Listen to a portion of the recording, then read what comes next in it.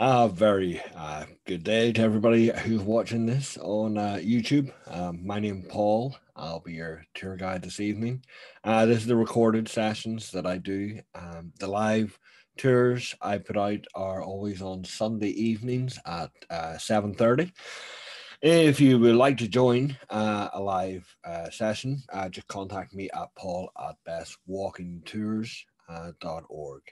So I'm just going to run through the slide here. So just going to share the screen and bring this one up and maximize that and just do it from the beginning. Makes sense. Okay, so this is the second part of a two-part tour. The full title was called From Rags to Riches.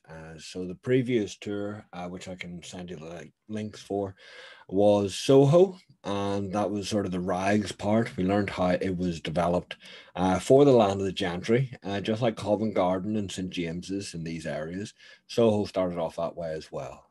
But in the sort of mid 18th century, it got a bit overcrowded, so the aristocracy wanted somewhere new to live. And so begins our tale then to riches, which is the area known as Mayfair. So tonight we'll be looking at a couple of different aspects of it, okay? As always, we'll go into a little bit of the development of Mayfair, how it came to be. We'll look at some famous locations. I've included, a movie location, things like that, and where some very famous events took place as well. And we'll have a look at the characters, the famous people who lived in Mayfair, called it home at some stage in their life, or were influenced by it. And yes, there will be a bit more music. My rock and roll tour actually goes from Mayfair into Soho normally, the other way around. But yeah, we'll cover a little bit of music as we go through. So, lastly, then we'll have a little look at the Americans, and then at the end, I'll go into some places to try to discover for yourselves. Just if you're going for something to eat in England, we can go out to pubs and restaurants that have outdoor spaces from the 12th of April. So next week from this recording, and yeah, I'll show you a couple of those little highlights then. Okay, so we're in London, and we'll zoom in. You should be getting pretty familiar with this big bend in the River Thames by now. Okay, so whenever you see this on a map, or something like EastEnders, you see the big bend, the green to the left of it, St James's Park with Buckingham Palace, Westminster, the House of Parliament, just here on the River Thames next to the bridge, and Hyde Park over here to the left. And we'll zoom in a little bit to the area we're going to look at. So last week we were over here at Soho, taking a little walk around. This week we're going over to this area, Mayfair. And I will explain where the name comes from later on, as if you already didn't know. So here we go. You type in Mayfair to Google. This is sort of the area they're coming up with now for modern day purposes. So they're taking along the north side Oxford Street, and then down the east side of Mayfair, you have Regent Street with that J turn towards Piccadilly Circus. Then on the south side, along Piccadilly itself, and then going up the west side, Park Lane. So everything in that is now considered to be modern day Mayfair. Mayfair was a good bit smaller when it first came to be. We'll have a little look at that now. Let's go. So back to the beginning then. And if you were attending my Pimlico tour, my very first tour I did about 5, 6 weeks ago now, we remember this lady. Or you might have forgotten her.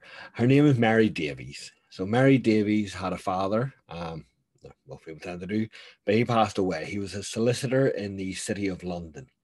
So when he dies, she inherits everything. But being a lady, she doesn't have the right to do anything with her inheritance. So basically, when she's 12 years old, she's married off to this gentleman who's a baronet. This is Thomas Grosvenor. 1677, they get wed. Then a few years later, she starts having her children, and I think she had 8 children in total, 3 daughters and 5 sons. Two of the sons died in childbirth. Then the other three subsequently became the next three baronets. So this guy was the oldest. He was Richard. Grosvenor, and he then succeeds his father as the fourth baronet. And basically, a baronet's just a title, by the way. So earls, dukes, lords, all that stuff. So he becomes the next baronet, and he's quite business minded. So he wants to develop the area of Mayfair on behalf of his mother. Then, well, he's now got the inheritance, he got the control of it, being the guy, and sort of skips his mother, and but she benefits from it as well. So he goes into talks to develop it. Now, when Mary Davis was young and her father died, this was the legal document that was drawn up in the 17th century. So this is showing the old sort of land holdings of the Davies estate. The solicitor was Richard Frith. So this is modern day Oxford Street running along the top here. Okay, Park Lane's down the side. You get Knightsbridge, or the road to Knightsbridge, along the bottom. This is all Hyde Park on the left-hand side, as you can see highlighted. Piccadilly along the south side. Okay, and then that would go to Portugal Row and then Piccadilly Circus. So this is the land that Thomas Grosvenor inherited then, about 100 acres in the area of Mayfair, what would become Mayfair, and it was the land his son would develop. So we'll have a little look at that. And this is the original plans there. So we have a square in the center known as Grosvenor Square, still to this day. And then you have residential buildings being built all around it. And then it would actually expand after this. So I think they built about 221 buildings around, and then later on by 1673 it had gone further eastward. Richard Grosvenor partnered up with the Earl of Scarborough as well, so they were both sort of managing this project then with various architects and entrepreneurs, people who were sort of interested in building. I have discussed the reason before in other tours, but just a quick catch up. Lots of communal gardens in London, because the way the properties were built in the 1600s and then into the 1700s, there wasn't enough space to allow for every single home to have a private garden. So this was their solution.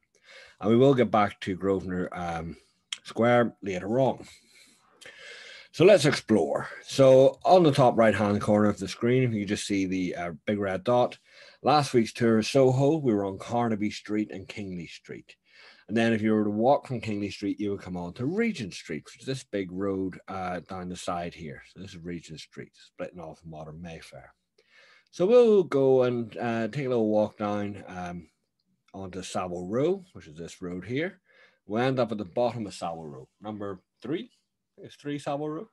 And have a look at this building. That's a nice enough building, you know, sort of Georgian styled. And this building, you see the blue plaque there. Now, don't worry, I will highlight that. I'll make it bigger for you guys to read. But tour guides, we cannot stand this plaque, because the whole point of a tour guide is to, you know, tell a story, right? Give the information in a nice, fun, entertaining way. So basically, I would normally have my rock and roll group on the opposite side of the street. There's a little post box there. I get them to look at this building before the blue plaque was there. I was like, it's a nice building, isn't it? They're all like, yeah. And then I asked them to look at the name of the store, because this is a shop now. So it's known as Abercrombie and Fitch, and it's the kids department. The adult department sort of just behind us. And they're all like, right, okay, rock and roll link. And I said, well, yes, because in the mid 20th century, the 1960s, a certain band bought this building, and it was basically their manager's idea to stop them paying so much taxes if they invest in property, turn it into an extra business. So they set it up as Apple Studios, and Apple Records then was born, and that was the headquarters of the Beatles. Right. So now people's ears are picking up. They're like, ooh, the Beatles. Okay, we like the Beatles. And let's hear something about them.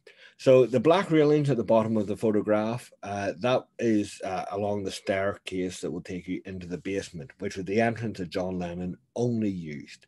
The others used it, but he only used that entrance. He didn't go in through the main door that we can see at the bottom of the photograph here. And the Beatles, they recorded some stuff here. I'm sure you guys mostly know most of their albums were recorded on Abbey Road in different places. But George Harrison recorded a couple of singles. They signed a few bands to this label as well, and away they went.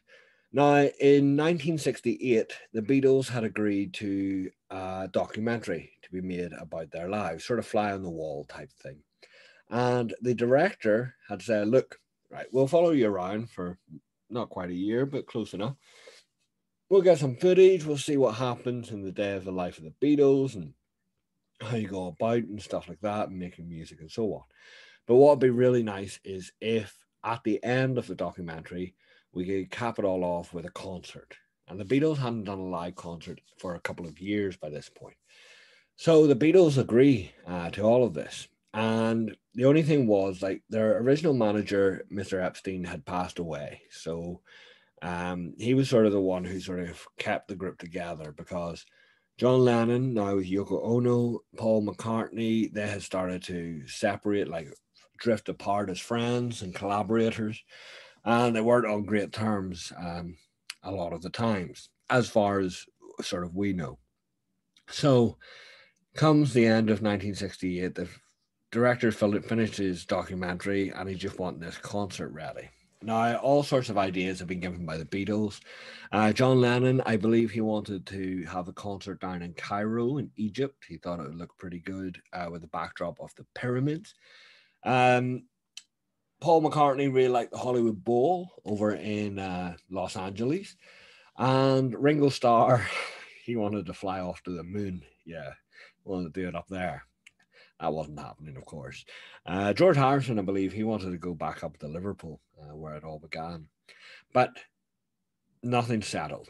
January 1969. And the director's sort of getting a bit annoyed at this stage. He's like, right, okay, we need something to happen. So John, Paul, Ringo, George, they're all sitting in the basement in the studio. And they're like, you know what? Why don't we just grab our gear? We'll just go upstairs and go onto the roof. And that's exactly what they did. And they had a very famous rooftop concert on the 30th of January, 1969. And that's incidentally when that lovely blue plaque went up for its anniversary. It went up on the 30th of January, 2019. So, yeah, but it's a great story. The concert was impromptu. It was free.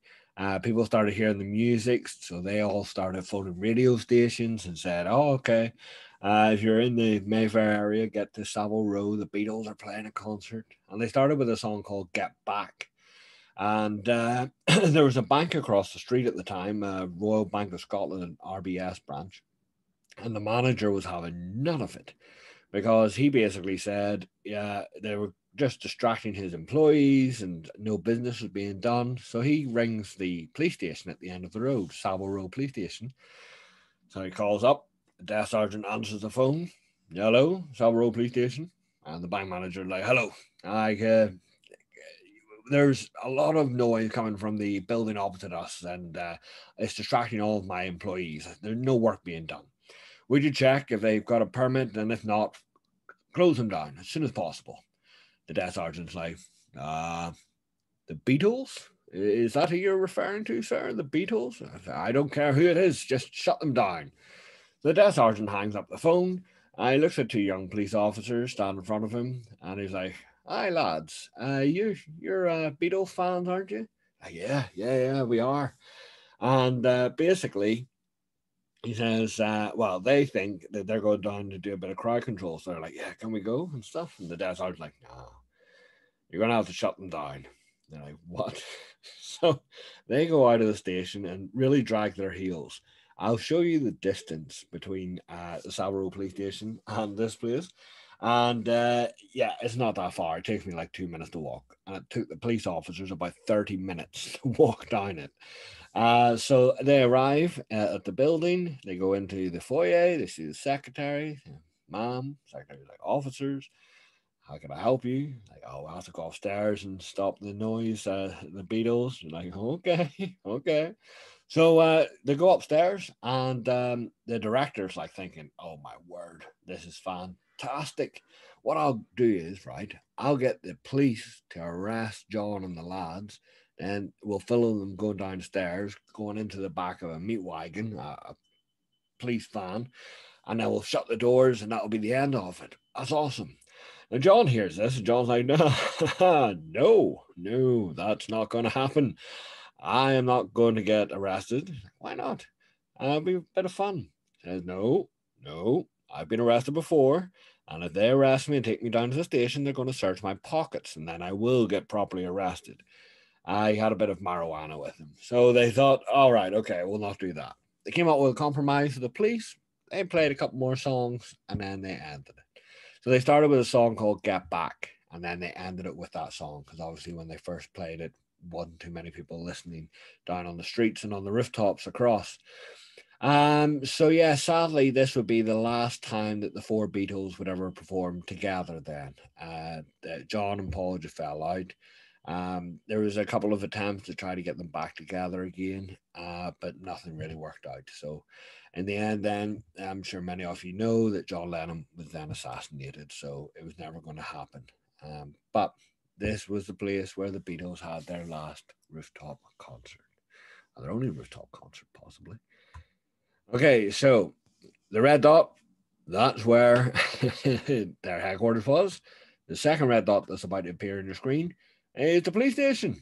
Yeah, that little distance there, that's the police station. So that tiny little stretch of road, honestly, takes me 2 minutes, if that, to 30 minutes. I think that's fantastic. So yeah, it's just one little stretch of Savile Row. Now, I can't leave Savile Row without having a talk about why it's famous. It's famous for shops like these. These are tailor shops. Apologies for the poor lighting of the camera, the shop front. This is a Huntsman tailor stores. There's so many up and down here. You've got Henry Pullen Company, very, very famous. They designed the tuxedo. So it was a dining jacket. Got the nickname because an American saw the style of suit and took it back to New York City, and they had a famous club called the Tuxedo Club. So that's where the name tuxedo comes from. But yeah, you get lots of these. A fully tailored suit on Savile Row, two piece, about £4,000 or so. Half and half, as in half put together by hand, half machine. So it's about, you're sort of halving the price, about £2,500, and then fully machine put together. It's about £1,200 or so for a two-piece suit. So yeah, not exactly cheap, but that's what they're known for. And Savile Row, I do like sort of names and origins and how words, languages develop. Savile Row is actually the Japanese word for suit. I believe they pronounce it like Sabaru. And it's because an ambassador came to Britain, as they often did, and saw the new sort of styles of suits the gentlemen were wearing. So he decided to take that idea back with him to Japan, and it caught on. Someone asked him where he got it from, and he says Savile Row in his accent, and it apparently sounded like Sabaru. So that's where the Japanese get their word for suit from. Good old Savile Row. So yeah, you have to be fairly wealthy, sticking with the theme of riches, to be shopping up and down Savile Row for your tailors. Apparently, a shirt alone can cost about £500 to get a custom made. And this store was actually used for this movie, The Kingsman, Man of Maker's Man, starring Colin Firth and Taron Egerton, I think the young gentleman's name is. So yeah, it's pretty much an action style movie. Samuel L. Jackson, I think, is in the first one, and so on. It's just a bit of silly fun, sort of over the top entertainment. But yeah, they use this particular store, the Huntsman, for filming in both movies, actually. Both movies. Right, so around the corner, we'll head here on the edge of corner of Clifford Street. Buck Fizz, anybody? So, Buck Fizz is this drink that came out in the 1920s. It was a bartender called McGarry. Apparently, he's the one attributed to mixing champagne with orange juice. It seemed to be very popular around brunch, things like that. So I think brunch is meant to be about 11:30, 12-ish. So yeah, And I'm not too sure why it's called a mimosa in Northern America, maybe some other countries, but certainly in Great Britain, we recognize it as a Bucks Fizz. And it's because of this building. If you saw the Pall Mall tour, we had a little look at some of the private clubs, the Athenaeum, the Institute of Directors, the Royal Association of, or the Royal Automobile Club, the Reform Club, and so on. This club was set up in the 20th century, 1919, I think, after the end of the First World War. It was founded by this gentleman. His name is Herbert John Buckmaster. So the club became known as Bucks. And he did this to try to he was a captain in the Royal Household Cavalry. And he set this up so that it was to be more sort of American. It was to be more relaxed, more fun, cocktails and things like that. Not such a strict dress code, and not on Pall Mall with all those other stuffy guys. So he set it up here. And then this is where McGarry, one of his bartenders in 21, came up with this Buck Fizz drink. Is still the Buck Club and is still pretty eccentric. The lads apparently play cricket in the main bar. They paint up 3 wickets on the actual bar, which the staff hate because they have to, get rid of all the expensive balls of liquor and spirits and so on. So yeah, that's the Bucks Club. And if we go around the corner, up on the Conduit Street, we'll see another symbol of wealth. Let's have a look at this building here. So this is a building. It's a building on Conduit Street. As you can see, there's a blue plaque right there. And in this building lived a gentleman who came up with one of the most famous symbols of wealth known to us today. And it's something that, especially if you like your automobiles, then this is something you would like to have in your collection, I would imagine. Not for everybody, I would imagine, but for a lot. Yeah. So I'll zoom in on the blue plaque. Here it is. So Charles Rolls. So he used to live here. There he is on the left-hand side. And Mr. Rolls in the 1900s, he was a great aeronautical engineer and a motor engineer as well. Partnered up with Henry Royce, and that formed the company Rolls-Royce.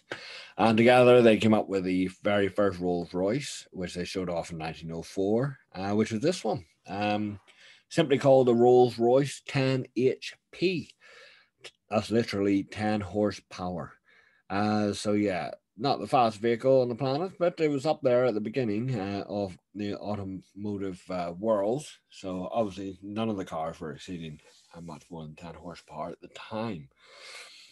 Then I'm not going to go through the whole litany of Rolls Royces, but just to sort of caps it off with a modern version. So this is the Phantom. They've used the names like Ghosts and Phantom since they were sort of formed. I think the first Ghost was shown in Paris in sort of the 1915, 1916. No, what am I talking about? That was in the middle of the First World War. So it would have been after that in the 1920s. It wasn't before. But yeah, so yeah, famous cars then. And actually, if we head down, quite a wealthy family lived on down. Now, this street, Conduit Street, where the red dot is, changes to Bruton Street. Okay, and just here, we'll see Hartnell's. Okay, so if you drive down, this is what it looks like. I took the photos a couple of days ago. Hartnell, John Hartnell was basically a dressmaker for the royal family. He did many of the Queen's dresses, our current Queen, and her mother, the Queen Elizabeth.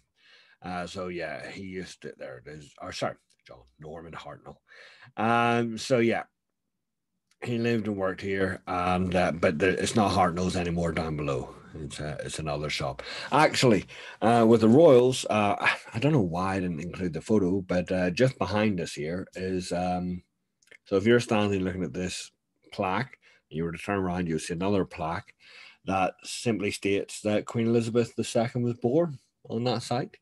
It's now a big modern building. It's not the house of her relative where she was born at the time. But yeah, they put the plaque up in 77, I think, for her Silver Jubilee. Okay, so we'll get into the squares then. Okay, so we're going to head into Berkeley Square, and I will show you a picture of the square before we leave it. Okay, so we'll just walk down, and I'll show you a few of the buildings that popped up in the mid 1700s. The one in the center is a very famous private club as well for the rich and wealthy, all that stuff. Basically, it's a club in London. Oh, it's a club in London known as Annabelle's. Okay, so there's a little plaque up on the left. I believe it's heavily oversubscribed. Quite difficult, even if you're a paying member, to get guaranteed seats in one of their four restaurants and things like that. They are opening. I know one of the guys who works in the kitchens in Annabelle's. They're opening their terrace, 12th of April. I think they're flat booked out until 17th of May when they're going to open up their other three restaurants then as well. Annabelle's has a royal link. It's where Prince Charles, the Prince of Wales, had his stag do or bachelor party before he was going to marry Princess Diana, Lady Spencer. And this was where you might have heard the story. The building has sort of changed slightly in its structure and where the door stuff was and what rooms they had. But this is the area that Diana and her good friend, the Duchess of Kent, Fergie, snuck into that said bachelor party, stag do. Yeah, to gate crash it, have a bit of a ball. So yeah, there you go. So that's Annabelle's private square. So I'm just on the corner of Berkeley Square itself. I'm just standing on the pavement here. A few doors down to the left of Annabelle's is this building, number 50, I believe. At Berkeley Square. This is known as the most haunted house in London. And it's because pretty gruesome things happened here. From the top windows, a maid threw herself out and was impaled on the black railings down below. And that was simply because she had been very badly treated and abused then by her employers. There was talk of a couple of brothers, and one brother had locked up the other brother in the attic and would only feed him through a little slat in the floor, things like that happening. So yeah, so it got this sort of reputation of being haunted because of all the evil that went on in the house. Um, Before I talk on the final story of this property, it's also is where one of our prime ministers used to live. He's not well known. George Canning, he had a nickname, the Cicero of English politics. Cicero was a very famous Roman speaker and member of the Senate during the triumvirate and before that, actually, of Julius Caesar, Mark Antony, and then Augustus, and so on. George Canning himself is our shortest prime minister, not in height, but in length of term at 119 days, so just shy of 4 months. So yeah, he used to live here as well. And but the last thing we'll talk about, we'll go back to the building here, was one a final story. In the 19th century, there was this minor aristocrat. I think his name was Metcalfe, and he basically was getting married. I assume from his reaction to what was about to happen to the love of his life. He seemed to care very deeply for this woman he was about to be wed to. So comes the wedding day. He's all ready, getting up in his suit and all that. There, the horse and carriages are arriving. This is 19th century, and he goes to the church and he waits. It's traditional for the bride to come after. He waits and waits and waits. No bride. So he is heartbroken by this. He returns home to this building and doesn't change a single thing from that moment to the day he dies. So nothing new was to ever come in to the property. The newspaper always stayed on the same day as the morning when he was going off to get married. He had all the clocks stopped at the half an hour before he was due to be wed and things like that. So he would die, and the caretaker of the house, the property, would get in contact with a writer. Mentioned this guy a few times on different tours, so I'll mention him here as well. So this is Mr. Charles Dickens. So he has been put in contact with his caretaker, and he's intrigued by the story. So he goes in to have a look around the property as it was. And that inspired part of one of his characters, a lady called Miss Havisham. So it was sort of the same idea. She got jilted at the altar, so she kept everything as it was for the rest of her life. And that character, Miss Havisham, featured in his book, Great Expectations, in 1864. I think that one came out. So yeah, there you go. And here at Berkeley Square. Berkeley Square, owned by the Grosvenors. Okay, they own the land, and you have to pay them rent if you own property there, or so on. But can you believe the Grosvenors have actually insured these trees? Now, these trees are some of the oldest plane trees in London. They're some of the originals. Plane trees were introduced in the 17th century to London by a couple of, father and son combo who had cultivated this new strain of tree. And the idea was that the bark would fall off very, very quickly, allowing the tree to grow quickly and breathe so it could turn the carbon dioxide and pollutants in the air into oxygen. So they became known as the lungs of London. So these are some of the old ones. Do you want to have a guess? This is a recording, so just guess yourselves as to how much these trees are insured for. £1 million. £1 million. That's what these trees are insured for. I think it has to do with, well, one of the fact that they're so old, but trees are meant to die at some stage. I think it has more to do with the property values, to be perfectly honest. If the trees go, it takes a long time to get new trees grown and so on. And they feel the property might drop. Although I hadn't heard Berkeley Square. Berkeley Square is more open than this is.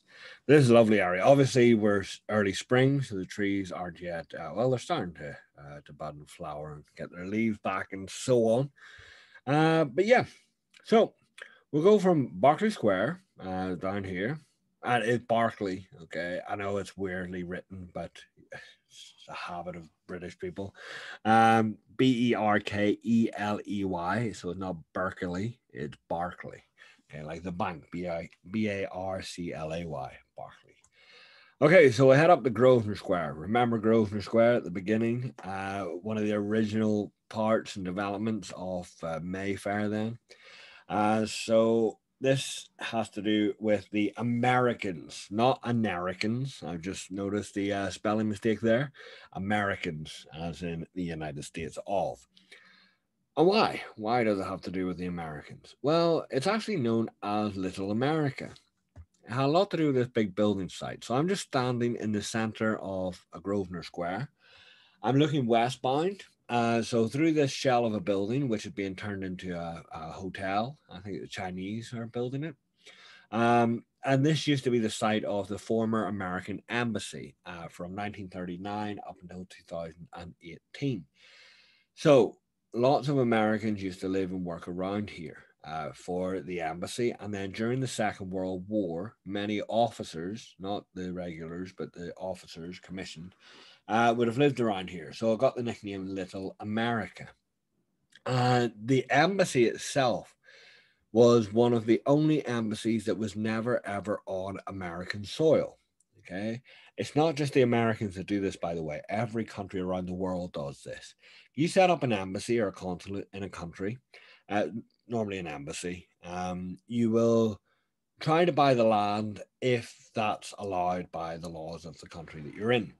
And therefore, you can claim and say that it's British, Canadian, German, French, Saudi sovereign soil. So that's why you do it. The Americans moved into this embassy in 1939, so wartime for Britain, and they didn't check it out beforehand. So eventually, they go to find how they can buy the land, and someone tells them, "Oh, the Grosvenors, they're the ones who own the land. Contact them." So they do. They contact the Grosvenors and basically say, "Hey, can we buy the land? So, we can just say that it's American soil and all that." And the Grosvenors, I think it was the fifth Duke of Westminster at this stage, was like, "No." And they're like, "What?" No, our family has not sold land since we arrived here in 1066. We're not about to start now, and not with the Americans. So the American ambassador went back to his government and said, right, we have a bit of an issue here. The Grosvenor family won't sell us the land, so we can't actually claim it's sovereign soil. So then the American government said, right, okay, go back to them with this offer. So they did. The ambassador goes to the Duke, says, here we go, we've got an offer from our country. What if we give you a little piece of land in America? You give us the land in Mayfair whilst we're there. We'll do a swap, and then we can say that it's American sovereign soil, and then you get some land in America as well. And the Grosvenor said, you know what? Actually, yeah, we like that idea. But I tell you what, our family, we used to own a little bit of land in America, before the War of Independence and all that kicked off. If we could just get that land back, we'll give you the land in Mayfair. Americans are like, all right, how much land could they have owned? Now, this is where most tour guides, myself, I will wholeheartedly say I do this as well. We tend to pick a state. Obviously, hopefully, they pick one of the 13 states, 13 colonies that would become states and stuff. But I used to say Carolina. So that's where the Grosvenors used to own. Upon doing a bit more research, it looks like they own about 1,200, 1,300 acres in northern Florida, or what would become northern Florida. So that was the land they were referring to. It was still very sizable, much larger than the couple of acres we're looking at here, if that is even. No, it would be. It would be a couple of acres. So the Americans said, no, we can't give you the land that you used to own, not that much. So the Grosvenor said, okay, that's fair enough. So it was never on American soil here. However, when George Bush administration bought the land down in Battersea and Nine Elms, that was one of the first things they did. They bought the land, then they built their embassy. And that was the one that President Trump opened in 2018 on one of his visits here to the United Kingdom. So there you go. So let's see, what have we got next? Oh yeah, Franklin Roosevelt. Wartime, one of the wartime presidents for the Americans. So he's located here. You've got Eagle Squadron at the other end. So I'm just looking at the back of the Eagle. So Roosevelt's just down here. So yeah, this is all why this is known to as Little America. In fact, there's a hotel, a famous one that we'll go to in a few moments. So these are the houses from the 1700s. You can see what they're 1, 2, 3, 4, 5, 6 stories tall. Most of these have been converted into apartments with elevator access and so on. A 4-bedroom here will set you back about £18 million or so to live here on Grosvenor Square. And let's see, this should be hopefully the hotel. Yeah, there we go. So this is a Dorchester. The reason why it has an American connection is because the top window, or sorry, the first 3 windows you can see above the name the Dorchester. So if you look at the bottom of the picture, the Dorchester, windows above that, that is known as the Eisenhower Suite, because that is where Dwight Eisenhower lived during the Second World War. It was one of the first steel structured buildings in London, so deemed one of the safest to house important people in. And Dwight Eisenhower was the Allied Supreme Commander. The Supreme Allied Commander? Whatever way you want to say it. That's what he was. Then he would return home and become President of the United States. And in recognition of that, the Dorchester then renamed the suites the Eisenhower Suites, even to this day. I think this is owned now by the Sultan of Brunei, something like that. We got a little American church. Americans keep saying that. So this is the Grosvenor Chapel, and it was built in the 1700s when Grosvenor Square was being developed as well. It's known as the Church of the Americans because many American churches are styled off this church. So if you do travel through Eastern America from north to south, you'll see lots of churches like this. So they're very squat with that central high steeple. And this is what they based it on. And obviously, when the Second World War was taking place and the officers and so on would be living in this area, this would be their local church. So it just became known as the Church of the Americans. Well, Grosvenor Chapel. Okay, so we were at Grosvenor Square. So just to get your bearings on a couple of those additional places, the hotel is just down on Park Lane. Okay, so not too far, and then the church is just up behind the hotel itself. But now we're going to go from here. We're going to go up onto Green Street. If you can see at the top of your map, just where it says Mercato Mayfair, Mercato or Mercato. And yeah, we'll have a little look there. So if we zoom in, we'll go on to Green Street. So look at the doorway above the doorway at the bottom of the picture, number 57. And I put this up here because, well, this is where these guys used to live. The Beatles, talking about them quite a bit. But yeah, this is where the Beatles used to live when they came back from Germany and first moved down to London with their new manager, Mr. Epstein. He didn't live here, but the four lads did. I think Paul McCartney was the first one to move out. I think he's the first one to get himself a lady and moved out, and the others followed suit. But this is Green Street, number 57. And did someone say Bond? James Bond? Well, I just did. And the reason I just did was because this is number 27. So this is closer to the Park Lane side. They don't do odds and evens here. They do sort of, let's see, one, two, three, four up one side, and then it switches around. Oh, no. Yeah. So on the side we're looking at to the right would be number one at one end, and then it goes all the way down, and then it does a horseshoe, and then the numbers go back up again. It's a weird thing, but it happens. Number 27 was where this gentleman was born. He is Sir Ian Fleming, the author of the James Bond novels. He worked for military intelligence, which is where he got a lot of his ideas from. He knew all sorts, like Kim Philby, the famous Russian spy, turncoat, whatever way you want to call him. But yeah, he used to live there. And it's so cool that just around the corner is this car showroom. If you don't recognize these cars straight away, it's Aston Martin. Okay, so Aston Martin was used in the movies then. 62 was Sean Connery's very first one. And apparently the director saw Sean just standing next to one. Sean was just looking in through the window and he thought it looked pretty cool. So they got it into the movie and it's been in the movies ever since. Sometimes just a cameo, like Pierce Brosnan sort of stepped away from Aston and towards BMW for his movies. But then Daniel Craig, he brought it back then with Casino Royale and then subsequent movies as well. Good old Right, so from Green Street, oh yeah, the name Mayfair. I did say I would explain this. Here's the explanation, right? Okay, it's very convoluted and sort of just stay with me here. In the 17th century, they used to hold a fair here in May. That's it. That's where the name comes from. Don't ask me why. They like coming up with simple names. Like, for goodness sake, this street on the left hand side is Park Lane, a lane that literally runs up the side of a park. There you go. Couldn't get simpler. This park down at the very bottom is called Green Park because it's a park and it's very, very green. They don't even want the locals to get lost in London, apparently. But Mayfair takes a name from the fair that was sanctioned by James II towards the end of the 17th century. It was actually held down in the south side around this area.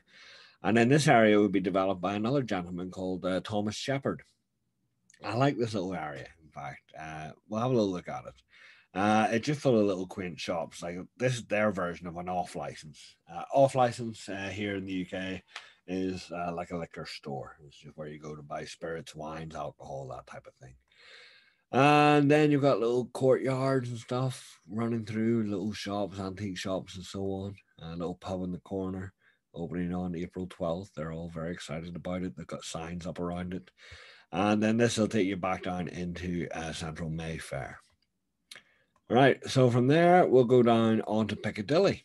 Piccadilly is the border of Mayfair. And I was going to show you a house. There you go. That was someone's house. It was built for someone else in the 1600s, but then the first Earl of Burlington bought it. And it was stayed in the family for a few generations. And then it was gifted over to the Royal Academy. So the Royal Academy of the Arts who started off in the National Gallery at Trafalgar Square, would outgrow that space and move down here. Then other societies would come along as well. You have the Royal Society of Geography, the Royal Society of Geologists, that's the rocks, study of rocks. You've got the Linnean Society. In fact, the Linnean Society is the oldest botanical society in the world. What's really cool about those guys is they have samples of every types of flower and specimen from around the world. So if something that was native to an area goes extinct, you can contact these guys and they can get you the seeds for it, and then you can reintroduce it into your country again if you wish.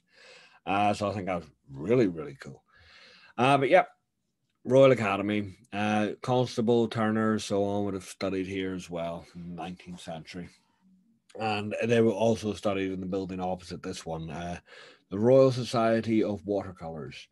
It's now the BAFTAs, the British Academy for Film, Television and the Arts, their headquarters. Next door, so, this is, I'm messing with your head a little bit.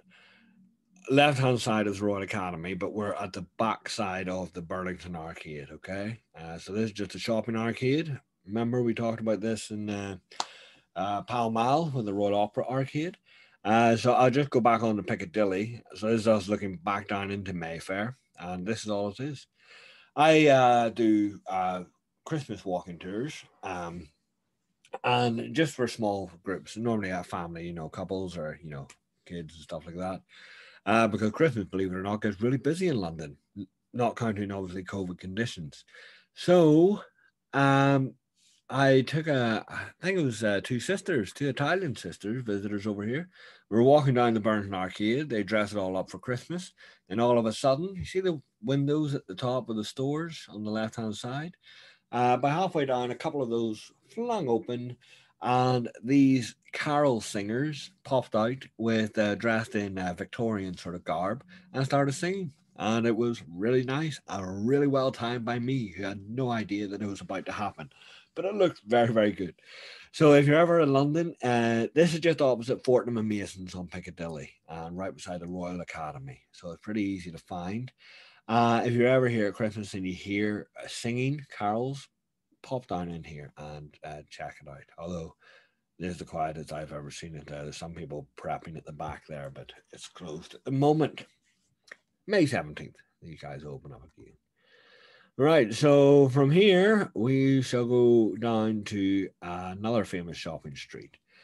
If you watch the Soho walking tour, I showed you Carnaby Street, which is pretty mainstream high street shopping. Ben Sherman, Vans, Puma, all sorts of dress shops and things like that, and clothing stores up and down Carnaby Street. This one is a little bit different. They love their flags here, by the way. So you'll see lots of flags there. This is Bond Street, and this is the old Bond Street. If you just walk straight down the street, halfway down, you'll see a statue of Winston Churchill sitting on a bench with Franklin Roosevelt. Then at the end of the street, you'll come on to Oxford Street, and you'll be at that stage on New Bond Street. So yeah, just lots and lots and lots of very expensive shops. Prada, for example, they're up here. Cartier, Tiffany and Company, the famous diamond store, shop, jewelers. The Ralph Lauren with the American flag there as well. If you follow me on Instagram, you'll see I put up a flag. It wasn't actually this one. Was from Abercrombie and Fitch around the corner. Stella McCartney. If you're a McCartney fan, I saw Paul McCartney here a few years ago turning on the Christmas lights for his daughter's store here on Bond Street. And Todd's and things like that. So a couple of places to look out for after lockdown. This first one, this church on the left-hand side, Mercato. Wonderful building inside. Still, it's a deconsecrated church, so it's not used for religious services. It's full of food, little restaurants, cafes, and things like that on 2 floors. So it's really nice. Check it out when it opens. And Hedden Street. Okay, so this is just off Regent Street. I will put up a map here at the end just to show you where it is located. It's not too far away from Piccadilly Circus. This is what you would see if you came down this alleyway. You would walk down this alleyway. You come out here where the building site is at the end, and you can look up towards where I've taken the photo from. The building site at the end is one of Gordon Ramsay's restaurants, Haddon Street Kitchen. Then you've got a couple more restaurants up the side. April 12th, this is a beautiful spot. It's a wonderful sun trap in the afternoon. And yeah, it'll be very, very busy. The bar is just behind me when I'm taking this photograph. Ice bars are just made of ice. You go in, it's freezing cold. People like it. I have no idea why. Stay in there for 30 minutes, have a drink, leave. And yeah. Oh, about halfway down, actually, Haddon Street, you'll see number 23 here. And if you can make that out, Ziggy Stardust. There was a recorded studio space here before where David Bowie, Ziggy Stardust, and it was the inspiration for this album cover. And then, okay, so that's the doorway there. And the photographer took a photo. He wanted to do more photo shoots with everybody else, but Bowie was the only one who came out, and so he took this and then handed it to an artist and came up with this very famous cover. Okay, so we got this big J turn then, reverse J turn of Regent Street heading into Piccadilly Circus, and Haddon Street's just here. Okay, so if you come from Piccadilly, you just stay on the left-hand side, you go round the bend. As soon as it starts straighten up, you'll see a couple of the entrance ways into Haddon Street, just if you're checking that out. Okay, so thanks very much for listening to this week's tour. As of today, when I recorded this, so today's Tuesday, I did the live one a couple of days ago, but we're up to 535 pounds for the RNIB. So thank you very much for that. So this is just a running total for the RNIB, by the way. It's not every week, but it's greatly appreciated. You can always follow me on Instagram or Facebook at Best Walking Tours. Next week, the 11th, so for the live one, the 11th of April 21, we are off to Canterbury. And then, as always, I'll put up a recording of that afterwards. And then the following week, we'll have a little walk around the Chelsea area, learn about the Chelsea pensioners and different aspects of Chelsea, how it developed, famous people. You know my style by now, the usual. So yeah, it would be great to see you at the live one. But as always, if you're just watching these recordings at your own leisure, thanks very much as well. Much appreciated. So yeah, I'm going to sign off now, and let me just get this back up to. It's always a bit. Oh, there we go. Me and technology, eh? Okay, so thanks very much. See you later, guys.